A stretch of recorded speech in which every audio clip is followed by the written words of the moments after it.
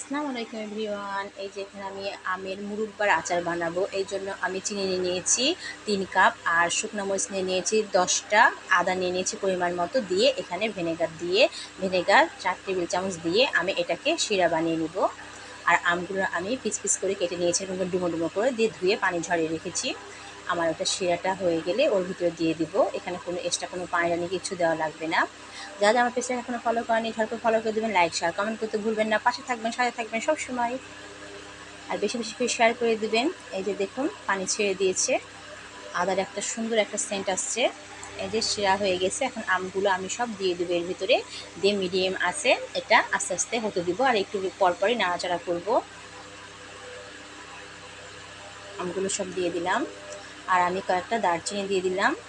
এর ভিতরে বেশি কিছু দেওয়া লাগবে না, আমার আর কিছু লাগবে না। এখন এটা পরিমাণ মতো এটা নাড়াচাড়া করতে হবে, আর এটা হতে দিতে হবে।